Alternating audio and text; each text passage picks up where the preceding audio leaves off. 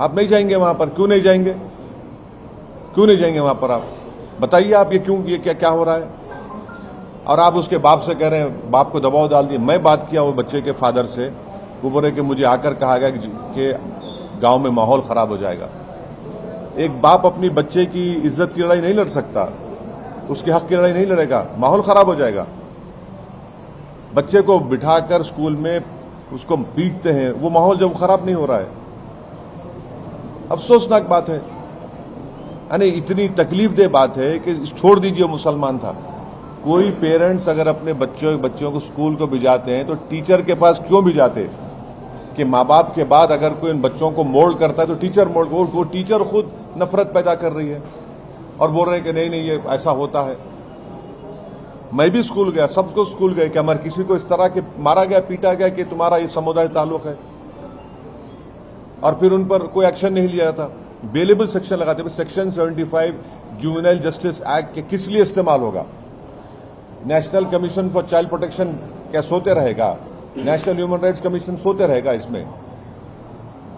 और पुलिस क्या एक्शन ले रही है बताइए?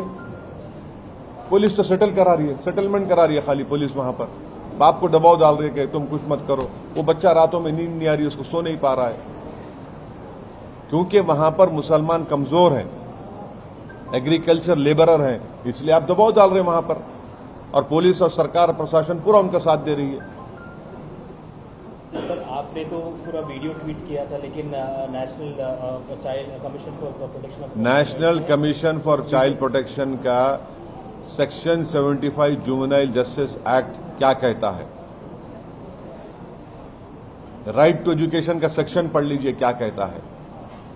वो टीचर में कोई रिमोर्स नहीं है, कोई रिमोर्स नाम की चीज नहीं है, और पूरा एडमिनिस्ट्रेशन, पूरा उनके लोग, उनकी समुदाय के लोग पूरा उनकी मदद कर रहे हैं।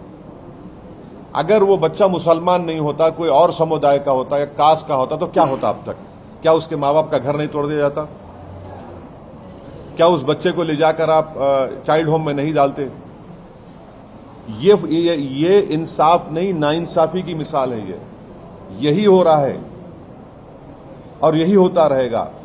और सबसे बड़ी तकलीफ अगर उठाना पड़ रहा है तो भारत के मुसलमानों को, और जब तक वो समझेंगे नहीं इन बातों को और अपनी पॉलिटिकल लीडरशिप नहीं बनाएंगे, ऐसे ही नाइंसाफी होते रहेगी। फायदा क्या? सब आके थोड़े दिन मिलेंगे, मगर उस बच्चे की तो मेमोरीज हमेशा के लिए खराब हो गए ना। जो साइकोलॉजिकल इंपैक्ट उस पर पड़ा होगा बच्चे के ऊपर, वो कोई उसको महसूस ही नहीं कर रहा है। सर, बच्चे के पिताजी ने मीडिया से बात करते हुए कहा कि आपसी कॉम्प्रोमाइज हुआ है। और एक बात सुनिए, अगर किसी और के बच्चे को मारा जाता और जाके बोलते कॉम्प्रोमाइज करो, तो बाप कॉम्प्रोमाइज कर लेगा, क्योंकि वो कमजोर है वहां पर। वो एग्रीकल्चर लेबरर हैं, डरे हुए हैं, और उस बाप को मालूम कि योगी की सरकार में मुसलमानों को इंसाफ नहीं मिल सकता। उनको सिर्फ बुलडोजर मिलेगा, या फिर एनकाउंटर मिलेगा, या फिर जेल मिलेगी। आप ये, अरे बाप बोल रहा है तो पुलिस सुन लेगी तो ठीक है। कल से कोई भी किसी भी बच्चे को मारेंगे और फिर बोलेंगे नहीं बाप कंप्लेन नहीं करेगा तो हम एक्शन नहीं लेंगे।